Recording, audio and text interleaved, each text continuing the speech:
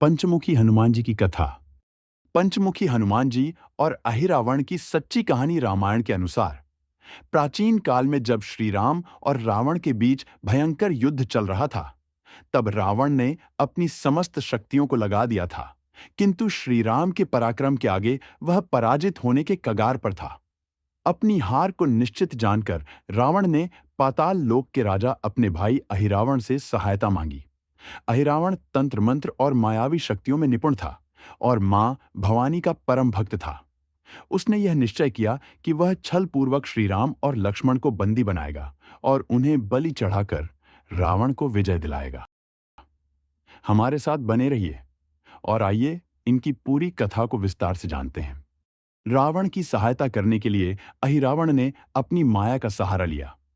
अहिरावण ने भगवान श्री राम और लक्ष्मण का अपहरण करने के लिए विभीषण का भेष धारण किया था। वास्तव में विभीषण श्री राम के पक्ष में थे और रावण के विरोध में, इसलिए वे राम की सेना में एक विश्वसनीय सहयोगी बन चुके थे। अहिरावण ने इसी बात का लाभ उठाया और रात्रि में विभीषण का रूप लेकर शिव पूजन के बहाने राम और लक्ष्मण के पास पहुंचा। हनुमान जी ने विभीषण के वेश में छिपे इस मायावी राक्षस को पहचानने में भूल कर दी और उसे अंदर जाने की अनुमति दे दी।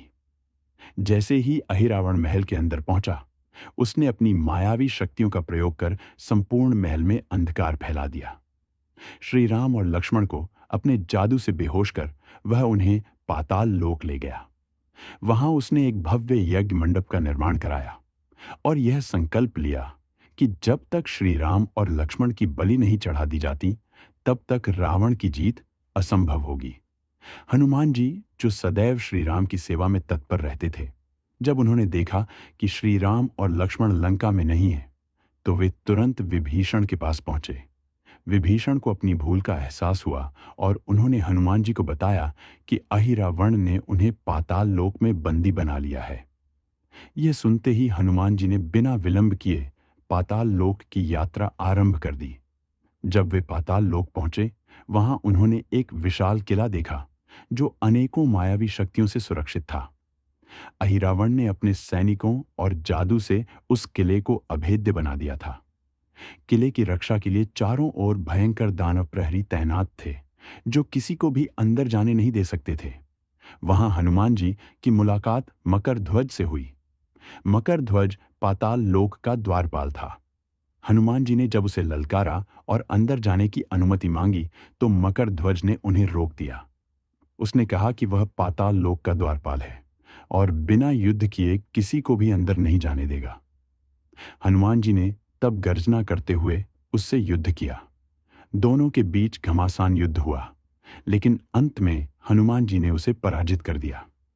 जब मकर ध्वज को यह ज्ञात हुआ कि हनुमान जी ही उसके पिता हैं, तो उसने उनके चरणों में गिरकर प्रणाम किया। हनुमान जी ने उसे गले लगाया और आशीर्वाद दिया। अंदर जाकर उन्होंने देखा कि एक विशाल यज्ञ मंडप में श्री राम और लक्ष्मण को बलि के लिए तैयार किया जा रहा है। अहिरावण अपने मंत्रों का जाप कर रहा था और उसके चारों ओर दानव सेना खड़ी थी। पूरे पाताल लोक में हवन कुंड की अग्नि प्रज्वलित थी और वहां के राक्षस अपने राजा के इस कृत्य में सहभागी बनने के लिए एकत्र हुए थे। हनुमान जी जानते थे कि अहिरावण को मारना इतना आसान नहीं है। वह एक अमर योद्धा था, जिसके प्राण उसकी 5 जीवन ज्योतियों में बसे थे।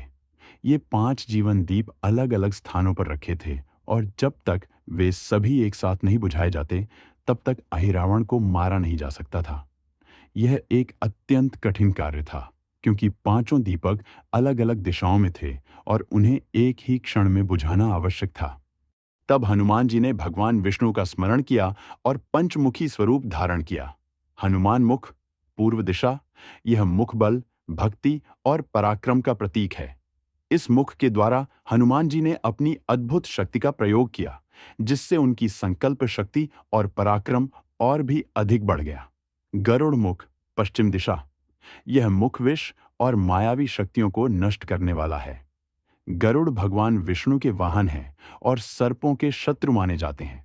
इस मुख के माध्यम से हनुमान जी ने अहिरावण की मायावी शक्तियों को समाप्त किया और विषैले प्रभावों को नष्ट किया।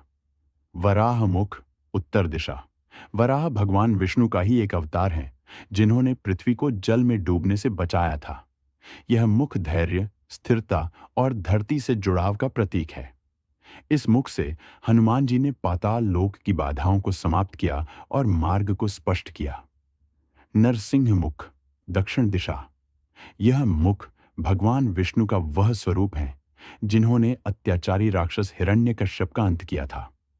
इस मुख के द्वारा हनुमान जी ने अहिरावण के सैनिकों का नाश किया और उसे निर्बल बना दिया। हयग्रीव मुख, ऊपर की ओर। यह मुख ज्ञान और सुरक्षा का प्रतीक है। हयग्रीव को विद्या और आध्यात्मिक ज्ञान का दाता माना जाता है। इस मुख के द्वारा हनुमान जी ने अपनी दिव्य दृष्टि प्राप्त की और सभी जीवन दीपों का स्थान जानकर उन्हें बुझाने की योजना बनाई। पंचमुखी हनुमान ने अपनी प्रत्येक मुख की शक्ति से उन 5 दीपों को एक साथ बुझा दिया। जैसे ही 5 दीप बुझे, अहिरावण अचेत होकर भूमि पर गिर पड़ा। इसके बाद हनुमान जी ने अपने प्रचंड पराक्रम से अहिरावण का संहार कर दिया। अहिरावण के वध के साथ ही पाताल लोक की समस्त मायावी शक्तियां समाप्त हो गईं और राम जी ने मकर ध्वज की वीरता और धर्म के प्रति निष्ठा देखकर उसे पाताल लोक का राजा नियुक्त कर दिया। हनुमान जी ने श्री राम और लक्ष्मण को अपने कंधों पर बैठाया और आकाश मार्ग से पुनः युद्ध स्थल पर पहुंचे। जब श्री राम और लक्ष्मण की वापसी हुई तो वानर सेना ने हर्षोल्लास से उनका स्वागत किया। विभीषण को अपनी भूल का अत्यंत पश्चाताप हुआ और उन्होंने हनुमान जी को प्रणाम कर अपनी गलती स्वीकार की। पंचमुखी हनुमान जी की पूजा करने से बुरी शक्तियों का नाश होता है और घर में सुख शांति बनी रहती है। वास्तु में भी पंचमुखी हनुमान जी को कई दोषों से मुक्ति देने वाला माना गया है। यदि हमारी भक्ति और श्रद्धा सच्ची हो तो हम किसी भी संकट से उबर सकते हैं। केवल बल से नहीं, बल्कि बुद्धि का सही प्रयोग कर ही विजय प्राप्त की जा सकती है। विभीषण जैसी स्थिति हमें यह सिखाती है कि हमें किसी पर भी आंख मूंद कर विश्वास नहीं करना चाहिए। हनुमान जी की यह अद्भुत लीला आज भी भक्तों के लिए प्रेरणा स्रोत बनी हुई है। उनके पंचमुखी स्वरूप की आराधना करने से समस्त संकट दूर होते हैं और भक्तों को अपार शक्ति प्राप्त होती है। जय श्री राम।